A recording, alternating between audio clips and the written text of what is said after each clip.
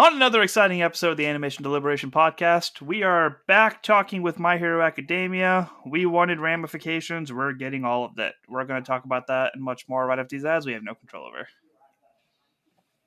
Sing along if you know the words. 1, 2, 3, it's time for Animation Deliberation. A conversation and a celebration of our favorite action animated series. Yeah. Yeah, welcome back to another episode of Animation Deliberation, the podcast where we take action, animation, and cartoons seriously, but not too seriously. We are your hosts. I am Zuhair Ali. My name's J. Scotty St. Clair. And coming in out of order is Andrew Rogers. And this week we have some exciting, frustrating anime news. We have learned that Attack on Titan is coming back in March. What is it, March 2nd? March 3rd? March 3rd. March 3rd. And once more, they've decided to split this final season that has been carried on over 3 years now. I'm excited for this to be over. I wish they would quit prolonging it. How are you guys feeling about this?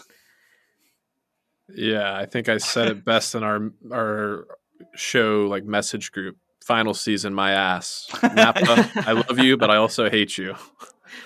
Yep, Mappa got signed on to do 1 season of a show and said, how long can we make this contract last? That's literally what that was. It's like, final season, part 3, part 1 of question mark. Like, we don't know how many things are going to happen at this point. We still don't even know if this final part 3 is actually the final part or not. Like, they've said they're splitting the 3rd part into 2 parts, but there could be a 4th part for all we know. Could be a 5th part. And a movie. It's just going to be like a Bollywood drama of just seeing everyone's faces over and over again every time. Just a shocking thing for half an hour every week.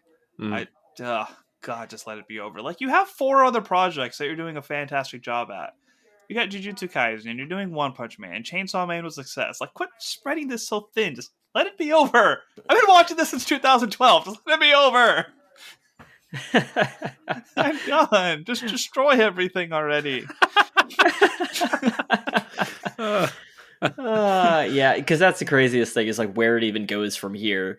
I don't know, but yeah. All right, Scoots, you were telling me off air that you were doing a little bit of a binge lately, so tell us what we got on the docket for Vox Machina.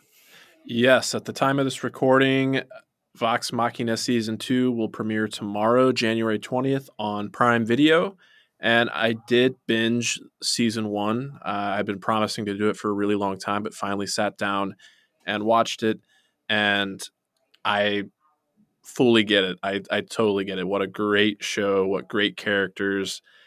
Very excited for Season 2. I hope we have an opportunity to discuss it on the show in some fashion because it definitely deserves all the love, all the accolades it's been getting. Do we know if that's weekly or the whole season's dropping? I think they're dropping it in 3 at a time. 3 at a time for 4 weeks or something like that. Okay. Yeah. Amazon gets weird with that. That makes it easier for us. Mm-hmm. Mm-hmm. Does it? Yeah, because we can talk in a whole bunch instead of Yeah, depending on how they a weekly thing, Hopefully they divvy up the episodes to where they're nice little mini arcs because thinking back on Season 1, the first 2 episodes were the only ones that felt like they kind of existed outside of what was the rest of a pretty connected arc there. Yeah, I'm only halfway through, but I do recall that. We'll figure it out as we go, but I think we can agree that we all love the show enough that it's definitely going to get it's going to get its love from us. Oh yeah, it's too much fun not to have something somewhere on air. Skeleton! The best spell. The best spell is the giant hand. It's so good. Yeah. All right, so feel free to fill in the gaps for me on this one, but apparently the Crunchyroll Anime Awards are happening from January 19th to the 25th, and we can vote on the anime that we feel deserve, what's the word, accolades? Accolades, yeah, that works. Yeah, it deserves accolades on Crunchyroll.com, and you can vote once per day until January 25th. Oh my, there's a lot of categories though. Have either of you looked at this yet? No, give us some highlights. Yeah. I'm just going to rattle them off. Anime of the Year, Best Original Anime, Best Character Design, Best Animation, Best New Series, Best Continuing Series, Best Opening Sequence, Best Ending Sequence, Best Score, Best Film, Best Anime Song, Best Director, Best Main Character, Best Supporting Character, Must Protect at All Cost Character, Best Action, Best Comedy, Best Drama, Best Fantasy, Best Romance, Best Voice Artist Performance Japanese and English. Okay, I feel like my eyes kind of glazed over, and it was like one of those scenes out of My Hero Academia where Izuku like goes on like a tangent, like gets really into something. Yeah, I am just amazed that you can do all of these daily. Like when I open it up, I'm like, oh, I have to vote for all of these once. That's fine, but this Best New Series is definitely going to Spy Family for me. There's a lot of these that like there's just so many options. I'm curious, is it okay? It's multiple choice. It is at least multiple choice because I'm like, how do I like pick anything out of this entire year? So everything, it looks at least like it has options. So we'll have to remember to do that every day. Yeah. So yeah, show your anime some love and go to Crunchyroll.com to vote. Do it once, do it every day until the 25th. It's up to you. Yeah, and shout out to friend of the show, BVK, Brian V. Klein of Source Pages, for bringing this one to our attention. Who, at this very moment, is watching the dubs of My Hero and messaging me like all of his shocking responses, and I'm just sitting there like, yes, enjoy. At least he gets to binge it where we have to wait every week, but it's funny just kind of like reading the stuff as we're recording.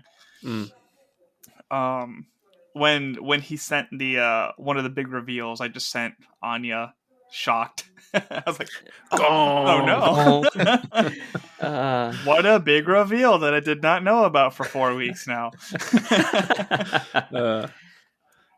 Quick fun update on there's a show called Bo Fury. It is one of the isekai anime, and a friend tells the main character to sign up for like their VR game, and she's scared to get hurt because you can like kind of feel it. So she only ups her defense stats, which opens up like the game just starts getting crazy. It's a really great comedy anime. Season 2 of it came out this week. It's one that I watched with my roommate. So if you guys are in the mood for some good laughs, Bo Fury Season 2 is available on Crunchyroll and Hulu if you prefer to watch it there. The last bit of stuff we have on the docket, I feel like Andrew put in this. So tell us about Phineas and Ferb. Yeah, I'm so excited about this. It was a great announcement. Phineas and Ferb got an order for 2 new seasons, 40 episodes total. Dan Povenmire himself, whom most of you will know as the voice of Dr. Doofenshmirtz, he was the one that got to do this announcement. He's a creator of the show. And the announcement's just super fun. I posted it. Go look at his page if you're curious. He also posts a ton of fun stuff where he does voiceovers of Dr. Doofenshmirtz, including, I think he sung a couple like pop songs, which it's just really weird to get, but so much fun. Chicka wow wow, that's what my baby said. Bow wow wow. We obviously have fans in the audience. Well, no, like as I saw it, I sent it to Melissa, and I was like, I know you're just as hyped about this as I am. Yeah. Like, honestly, this show is near and dear to me because this show definitely created like a generation of engineers in the same way that like Mythbusters also created a generation of engineers, because it's telling the story of these kids that get very into engineering and science. So like, I love it because I know kids that like went into the science fields because of the show. So there is definitely a soft spot in my heart, but also it's so much fun. So I'm just happy to have it back. Like, I don't care that it's a Disney kids show. I'm still gonna be sitting down to watch it. Like, let's go. So I just realized I watch this show with my sister all the time. She is the same age as you, and she went for biomedical engineering. Bingo. Wow. Yeah. Interesting. I've never seen an episode, but I do recognize Perry the Platypus just because it was that like in the zeitgeist at the time. But I'm not knocking it for being a Disney show. I definitely watched Kim Possible. That's the one that's coming to mind right now because I think the animation styles are kind of similar. But yeah. Mm-hmm. Glad to see a show that was so popular and inspired a generation coming back. Good times.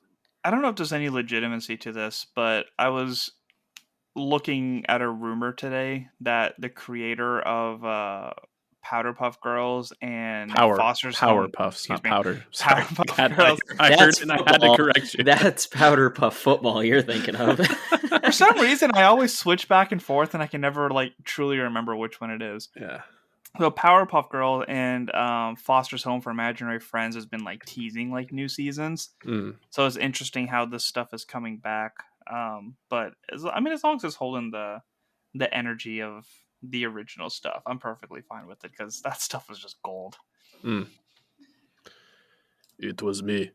I created the Powerpuff Girls. Sugar, spice, and Zoo's mispronunciations. All right, so that's it for our news. Not so much in a minute, but in this time of surgery recovery, the only show that I've really had the energy to binge through has been Black Clover. Yeah. The reason that I threw this one up on the list above Hunter x Hunter and some other stuff that I had was because the movie is coming out in March. And with what I've seen, like, this is basically Naruto with magic. Yep, that's pretty much in regards to like the energy of the characters and the dialogue and the plot and the fact that the exact same studio does it. But I'm perfectly okay with it because, as I've mentioned, Naruto is my favorite anime of all time, and this one has been super fun to watch. And like once we hit like the first main fight scene, let's just go from there. Like, it's action with stuff that just keeps popping up to make the situation worse, to like one episode to recoup, and then it just goes right back into it. Like, it's really cool. The animation's fantastic. The characters are hilarious. And I'm very excited to see a movie on this. So I definitely want to do a whole episode, like once I'm caught up, just kind of like talking about everything and the excitement of the movie. But if anybody else is a Black Clover fan, like, we'd love to hear from you on that because it's been a good binge. Okay, this is a good segue. Unless, Andrew, I know you have thoughts on Black Clover. Do you want to say anything to Zuhair about his newfound giddy fandom? In the background, I was about to say, I'm just getting excited because I knew Zuhair would like it because, like, the minute I watched it, I'm like, this is just another Naruto. It's the same idea, but different. But like, you like the animation, even though it's but I love the animation. Yeah, no. So it's a lot of fun, and I agree. We'll do some more. But yeah, what else we got in the anime docket? I was gonna say it's a good segue because Andrew, you already sung the praises of Black Clover, and now Zuhair is, and it reminds me of hearing you both sing the praises of Jujutsu Kaisen. And I finally started watching Jujutsu Kaisen, and I am consuming it voraciously. And I have to say, that closing credits theme song, Lost in Paradise, is a vibe. I love seeing these characters dance. I love the stylized animation. And every time Gojo pops onto the screen, like, man, it's been a while since I have been just instantly just like drawn to a character so strongly and so instantaneously. Like, I want to be Gojo. Gojo is just the man. Like, he's so cool. Yes, no, that outro, Zuhair and I have talked about this off the air, and like, it's the only talking point we have for the podcast episode that never happened, is like, that outro is arguably the best outro in all of anime, like, it's definitely across the board. It's so much fun. It is a vibe. It is a vibe. Yeah, the energy of that one is just phenomenal. And in the later half of the season, there's actually like, there's parts of the episode, there's like after credit scenes, that are just absolutely hilarious. The, and just so the Juju stroll. Yeah. Yep. The opening song for part 2 of Jujutsu Kaisen, like I just like that song so much that I actually looked up the artist and listened to that whole album, and there's like a couple that I've saved out of it, so their music choices have been really good. Duly noted. I will say, though, Zuhair, have you gotten to Black Rover as an opening song for Black Clover? I know we have My Hero to talk about, but we're here. No, I was wondering which song that you said was like your favorite. It's Black Rover. And that's why I sent you a snap of the one that I've been loving, like the video and the song to that. Like, I've had it on loop ever since I heard it. And then the second closer that Black Clover had has just been incredible. Yeah. Well, But Andrew, like you said, Scoots, what do you think of the show itself? oh, Jujutsu Kaisen, it's great. Yeah, it a lot of great world building already happened. Really likable characters. The action is animated super well. The curses are so grotesque, but visually interesting. Mappa's doing great work, and yeah, it's very very high quality. I'm already like fully on board. I can't wait till you watch the movie that took almost a whole year to come out on streaming because it was making so much money in the theaters internationally. Yeah. Well, it is available on Crunchyroll, like we've talked about, and I know we need to get to My Hero, but real quickly on the subject of Crunchyroll, I have seen the first 2 episodes of Nier Automata version 1.A, and really impressed with how well it's adapting the video game so far. It's like the 2 episodes are very different. The first episode almost feels like verbatim from what happens in the video game. I will say the opening like CG sequence like had me a little concerned because the 3D models don't look great. But the second they move away from that, it's only like maybe a 2 to 3 minute sequence. But the second they move away from that, everything after that point is very high quality. And the second episode, just like it's very different from the first episode, but it does what the video game does so well. It just has like a poetic feel where it bounces back and forth between these high blockbuster, super intense action moments to these like really quiet, beautiful, with like a hint of melancholy and sorrowful moments. And um, I'm really impressed with what I've seen so far and looking forward to sticking with it. My fancy has been tickled. And where is that available again? It's on Crunchyroll. That is on Crunchyroll. Yes. Awesome. Well, I'm just going to tag in. We're not doing Animinutes this week, but it's basically Animinutes at this point. Mm-hmm. I have finished the first part of the first season of Vinland Saga. I mentioned the second season of that just came out on Netflix. It's a weird intrigue. It's a show all about Vikings, and it's just as like bloody and gory as you would expect like Viking battles to be. And this first season was done by Wit, which did the first 3 seasons of Attack on Titan. I know the second season is taken over by Mappa, who also took over for Attack on Titan. So it's already in that like the animation's really good, but I know it's going to take a step up place. So I have enjoyed the first half. It's not a like crazy great story, but just like the fun that you have with the characters is like, oh, they're Vikings. I'm enjoying watching Vikings be Vikings. Like that's all that that's the number one praise I have for it. So yeah, nice. It wasn't an Animinutes this week, but if you are watching anything outside of the shows that we're covering, feel free to write in and give us any feedback about the shows that you are giving. You can write in Animation Deliberation Podcast at gmail.com, just like our good friend Jonathan Kim did.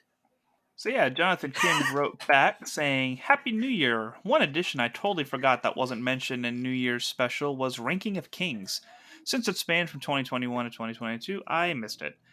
It had one of the best opening songs and the story was great. If you haven't seen it, worth binging it. It has a very kid-friendly anime artwork, but don't let that fool you. The story is deep and touching.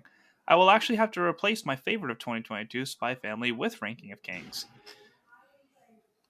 And the rest of this is My Hero, so do you want to do the synopsis and then come back to this, or should I just go through it? Yeah, we can do that real quick. I'll come in quickly with the synopsis for My Hero Academia Season 6, Episode 15, titled Tartarus.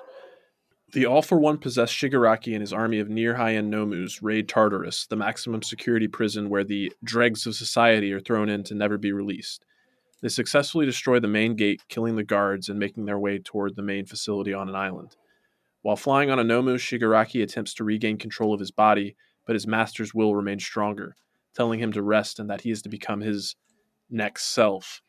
Using their shared consciousness, both all-for-ones execute a dual EMP attack, shutting down the power in the prison from the inside and out. This results in all the prisoners being let free and able to go on a rampage, which includes Muscular, Moonfish, and Stain. A female prisoner releases Overhaul out of his cell. Shigaraki reunites with All for One, declaring the prisoners to follow him if they want to escape, as it is the start of how he became the greatest demon lord. All for One proceeds to commandeer several aircrafts, sending the Nomu and inmates to attack 7 other prisons around the country, freeing the prisoners from 6 of them. Shigaraki returns to the League to rest his body, leading Spinner to argue that he intends to follow Shigaraki, not whoever's controlling him, despite his claims that he has his best interest in mind. 2 days later, Bakugo awakens at Central Hospital where he learns from his classmates the state of everyone after the war. Gran Torino and Eraserhead are still alive but in critical condition. Endeavor is taking part in surgery while the hospital is surrounded by protesters. Shoto recovers from his injuries, resolving that he is the one who has to stop his brother, just as his siblings and mother appear to greet him. While everyone else has regained consciousness, Midoriya still remains in a comatose state, watched over by All Might. All right, so we're going to come back to Jonathan Kim real quick to finish up his email. Definitely some downtime while everyone recovers, but the villains did what was smart. Attacking again knowing that the top heroes are down. Although I was expecting more from the Tartarus prison guards. I mean, the brothers were mouthing how they should have been at the battle, but they just got whooped easily while we barely got to see what their quirks were. Multiple arms? Interesting development in the story, definitely a lot slower to let everyone catch up. I'm assuming we'll see Deku's internal battle next or something along the line. Looking forward to the rest of the season and what it brings us, along with the other animes that's coming too. So this episode did kind of have like 2 halves to it. So I think we should talk about the Tartarus stuff first, because that was a lot of insane stuff. I was shocked to see prisoners that we've seen before. It was kind of like, oh cool, I know that person. Oh no, he's back. Mm-hmm. So definitely mixed feelings, especially with the muscle dude. I was like, oh, that dude was terrifying. And what's arguably my favorite arc in My Hero so far, like the whole prison thing and All Might and All for One's fight, I think is arguably my favorite. But yeah, seeing him was terrifying. Seeing the freaky tooth dude was terrifying. I didn't see Stain. It was just for a second. Like, he kind of like looked at everything that was going on, and I think he looked and saw like All for One like looming in the distance or something like that. It was like a brief flash though.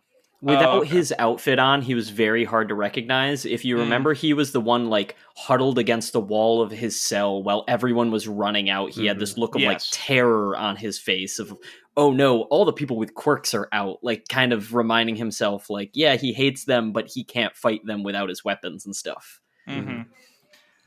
But you say, you were surprised to see all the villains, which I was as well. But I noted that we didn't see Kurogiri, and that they didn't use him to like warp gate out of there. So that was an interesting note that I did also take, because I was waiting for him to pop back up. I wonder if he's in like some other building for interrogation still. I know when they did the interrogation, it was at Tartarus. Oh, I don't know. Just because I know they showed them like driving across the bridge. I know that was the first time we like saw the bridge, was Present Mike and Aizawa like in the car together. Yeah, I'm kind of wondering if after Present Mike and Aizawa having that interaction and coming to the conclusion that their friend's body was used to create Kurogiri, maybe he's been moved to like a different facility to try and reverse that process. Or I mean, that's the only thing I can really think of. But you both talked about like, being surprised about seeing some of these villains come back and not, or kind of expecting it or being surprised. And I was kind of somewhere in the middle. Like, with it being Tartarus, I expected to see a few faces. I was a little surprised to see Stain, as much as he's been in the conversation, just to see him. I was like, oh yeah. But Moonfish was kind of the one that stuck out to me. Like, I didn't really remember her until that moment. I feel kind of bad, but yeah. And Overhaul being back out on the loose, like after the incredible pain he was to take down, Isn't Overhaul dead? No, he's the one. He was with one out. arm, wasn't he? Am I thinking? Pretty sure he was. Yeah, he's the one with one arm. Yeah, I was reading back through the synopsis to make sure of this. So I was like, I see muscular Moonfish. Yeah, and he was the one with one arm that the female prisoner like let out of the cell. Right. That was the whole like him dashing through, looking absolutely mortified at what was going on. But I need to quit watching stuff on Oxy. Now that's a response right there, ladies and gentlemen. Yeah, this female prisoner, it feels like a weird place to just be shoehorning in someone else that feels like they're going to be an important character, because it feels like we're just so encumbered with villains. Like, what is this presumable female villain that we have not come into contact with, and how she's going to fit into the puzzle? Like, is she going to turn on them? Is she going to be a villain? Is she going to be a good guy? She's in I the don't new know. opener too. Yeah. So keep an eye on that if you want to focus those answers down a little bit. Maybe. A new challenger has approached. But yeah, you talk about challengers. I don't like All For One being out of prison. Like, him possessing Shigaraki is like, okay, this is one thing. Like, he's in control of that, but now there's two of them on the loose. I don't know how I feel about this. Yeah, and we've talked about how like a lot of these characters have like unnerving smiles and laughs and stuff like that, but there's just something so unsettling about a guy that has no eyes, no nose, but just this big, like, you can tell he's relishing every moment with the expression on his face, and it just makes it that much more terrifying. And what he lacks in those two organs, like, he just adds in veins in his head, which just adds to the creepiness. Mm-hmm. Yeah, honestly, you talk about like villains that have removed things that make them terrifying. He gives competition to Voldemort. I don't know if he can beat him in terms of like the way that the no nose is terrifying, but it's still, if there's going to be anyone that gives Ralph Fiennes a run for his money, it's All For One. I'm giving All For One the lead right now just because of that reel that's trending about how music matters. Have you guys seen it yet? Yes. It's basically like Voldemort, coming back, but they changed the music up, and it's more like a glamour video than it was like terror. And every time it comes up, I just watch it because it makes me giggle. It's because Voldemort is fabulous. Yeah. No, I was not expecting them to like actually kill their way into the prison though as well. That was another like real shell shock of things are still very, very bad. Like those two heroes that we had never met before just immediately going down outside the gate. I was like, oh, it's darkness. Yeah, I mean, that's happened a couple of times before. Like, there was a part where, like, actually it was when Shigaraki was getting Overhaul out. He just, like, killed a bunch of those dudes. They had, like, the Gara equivalent, the Sand Hero, and, we just had this in this arc as well. It's like, hey, look at these heroes that are going to help save the day. Just kidding. They are all victims of decay now. It's very impressive how they just keep coming up with these different types of powers and stuff, so hats off to them for that. But knowing that Stain is out has just popped in my head with the conversation between Spinner and All For One. Do you think he's going to leave the group knowing that Stain is out there because he just looked up to him more than anything?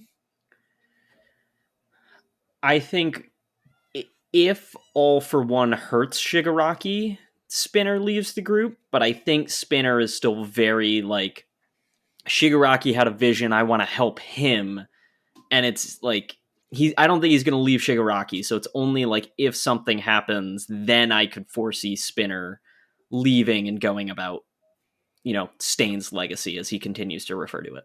I feel like Stain was like his reach school, and Shigaraki was kind of the fallback, though.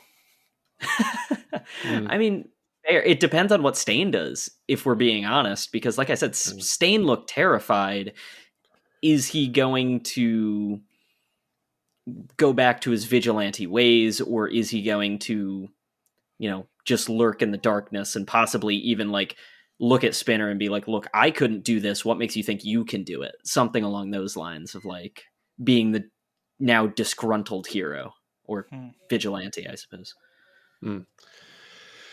Yeah, the main thing that kind of came to my mind during this conversation was just this through line of Shigaraki actually, like Midoriya said it, he looked like someone that wanted to be saved. And he's like, really fighting against this possession that All For One has over him. So I think it would. I see the more likely scenario being that Spinner may be like he might be like Shigaraki's helping hand in terms of like gaining his independence back from All for One, and maybe that'll come at a cost and really galvanize Shigaraki against All for One and really become, a villain in his own right rather than this holding kind of like shell for All for One's next self. But yeah, who knows? It could go anywhere now that all these villains are back on the playing board. There also was a part of me that was like, I was impressed that they had like this huge army of villains, and then they, for lack of a better term, won that recent fight and arrested most of them. It's like, all right, took them forever to get that army. What do they have now? And then, of course, in the next episode, it's like, oh, they got it back. Yeah. Yeah, Yep. whereas our heroes are the ones that are very much in a bad way. I wonder if you guys saw my sticker that I've been drinking Oh, nice. on my cup. It's a Plus Ultra sticker on the water bottle for our listeners. Very cool.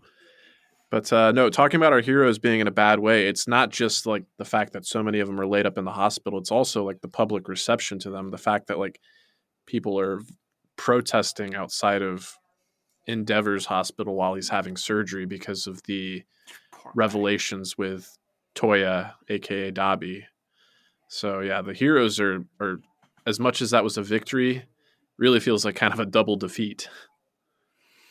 Maybe a triple defeat. Yeah, Shigaraki and Dabi very carefully laid out this plan of, attacking on multiple fronts, one on a physical and one on a mental. And it worked. And the fact that it's like they were already so short of heroes that they had to get like as many students as they could. Yeah. And it's just such a sad outcome. And like we talked about, like one of the impressive things of the show is that like you see the action, but we get to see the ramifications of everything. And they do a really good job at doing that. And we know it's going to break our hearts, but it's still super well done how they do it. And Bakugo's reaction, as funny as it was just really intense once we actually saw like Midoriya in a coma with just everything bandaged up. Like, you can only imagine what his mom is thinking, the fact that she was like, you're not going back to the school, and took so much convincing just to do that. Yeah, I mean, Bakugo's reaction, I think, is...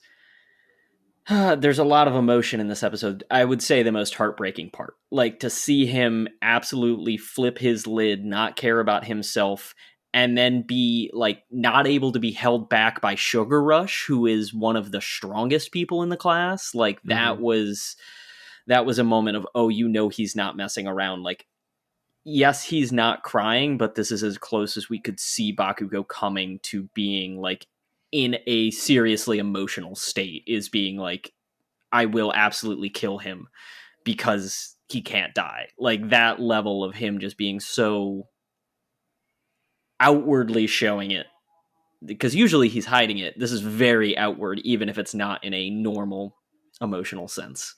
We've known the character long enough to know like the emotion behind the screams. Yeah. Exactly.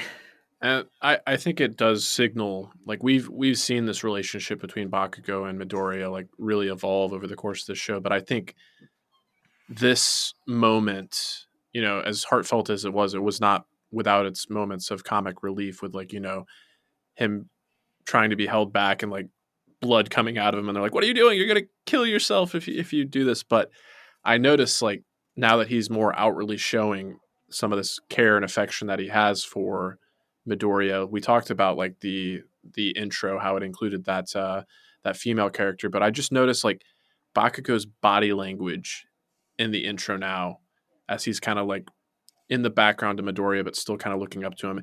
It's not the scowl anymore. It seems like an actual like genuine respect.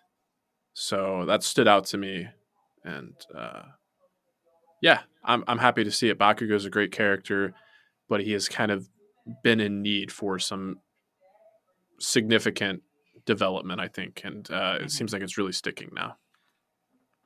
Yeah, Best Genius finally got through to him is kind of what it feels like. Is he's like, okay, I can show a little bit of this now. that everything's going on. Yeah. Yeah, I'm not sure I have too much more to add to that. Yeah, Really? I was just going to say, I think these last 2 episodes really have been kind of like a bridge to whatever the rest of the season's going to look like. And I really like the action that we got in the Tartarus raid, and then of course the emotional payoff that we got in the last part of the episode. But I guess I'm kind of looking forward to the show going back to more of its format, where we're getting a lot more information kind of going forward, rather than feeling kind of like a transition between 2 story arcs, if that makes sense. Oh, Midnight. Do we think that she just is dead? I think I it mean, was confirmed last episode. We know that, yeah. Oh, okay. Yeah. Yeah, no, last episode, them like finding her body. That was. Yeah. That's rough for the students to have to find. Yeah, I feel like that's a nail. No pun intended. Jeez, nail in the coffin for confirming that. I'm sorry. Too soon. There's just too many of those in my vernacular that I was like, wow, I'm actually about to say that. Yeah, no, we're finding out slowly about the recoveries, and like just the weight of everyone involved this episode. Like Aizawa in bed and Present Mike next to him, just looking so like we lost. Not even like we made it out alive. It just, they all look like we lost. So I'm Gran intrigued. Torino just thinking about, was it Nanashimura? Nanashimura, yeah. Yeah. I need the answer. That's actually one question that I still have. Is he the father? I want to know. Because I don't think so. You don't think so? I mean, obviously we've never seen the father, but the whole like I've erased him from the system and then like crying in his arms. I know a partner would, or a working partner like that would do that for you, but it felt like there was possibly something more there. I don't know. It could just be me reading into the situation, but I just want to get a confirmation on it so that I can stop wondering and then continue. Yeah, I think that's everything I've got for this one. Yeah. Cool. All right. Well, yeah, everyone listening in, we got some wonderful feedback from Jonathan Kim. If you would like to sound off and chime in as well, please feel free to write into us at animationdeliberationpodcast@gmail.com. You can also send us a voice recording to that same place, as well as a slew of other places that you can reach out to us. Yes, including all of our social media platforms. You can reach us on Twitter at AnimationDelib1 and Facebook and Instagram, Animation Deliberation. That is where all of our visual content can be found up to this point. It's a great place to share any of our stuff with your friends or anything like that, as well as sharing us and rating and reviewing on Apple Podcasts, being another great way to give us that feedback that we really deeply appreciate. If you want to hear me talk about NFL playoffs, and check out 323 with Reed Murphy. And for everybody who's been finishing up their drafts for the Fantasy Heroes, thank you so much for getting all that stuff in, and we look forward to playing all year. You stay classy and quirky, San Diego, and keep tuning in. B+ Ultra, and as always, stay whelmed. Until we have another prison break. Muscle. Thank you for listening to the Animation Deliberation Podcast, a proud member of the Stranded Panda Network. If you would like to contact us, you can email animationdeliberationpodcast@gmail.com or follow us on Twitter at animationdelib1. For this and other great shows, you can visit strandedpanda.com or join the great community that is the Stranded Panda Chat Facebook group at facebook.com/groups/svchat. Tune in next time, and remember, stay whelmed.